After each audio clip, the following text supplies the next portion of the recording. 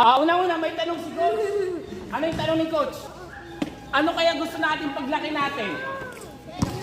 Maging doktor. Very good. Ano pa?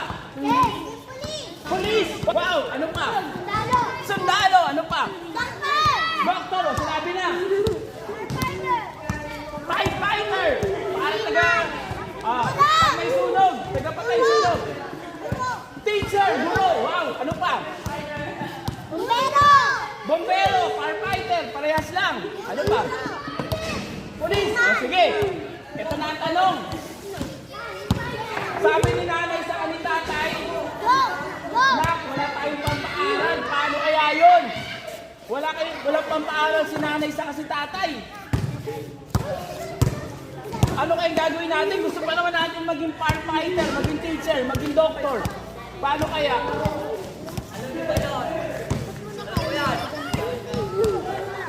Paano kaya yun? Anong gagawin nyo para maging doktor, maging pulis, bombero? Walang pera si nanay, tatay. Magano? Mag-aaral ng mabuti. Kahit mag-aaral tayo na mabuti, kailangan natin magbayad sa college. Ano pa? Sino pa may sagot?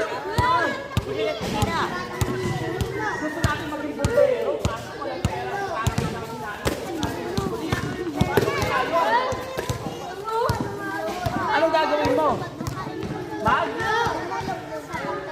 Tumulong, magtrabaho.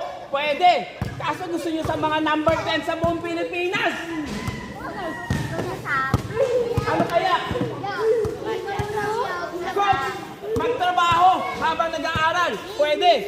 Coach, mag-aaral na mabuti. Pwede rin naman. Kaso, yung isa, magaling mag-chess. Pwede kayo makapag-aaral sa college ng libre? Pwede. Unang-una, sino ang example? Si Coach Gerald, mahirap din dati. Hindi kaya na magulang ko magpa-aral sa top university sa buong Pilipinas. Kaso ang galing-galing ko mag-chess.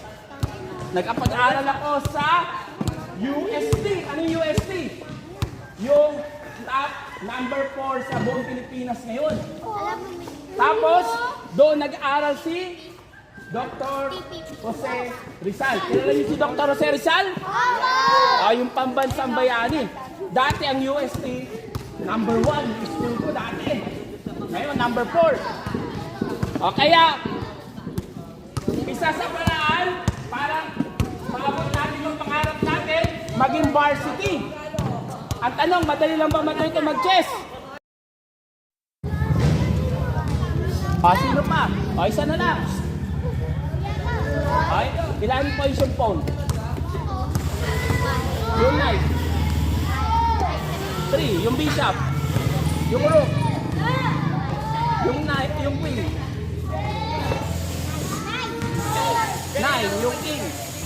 Very good. Very good. Alam na natin yung point.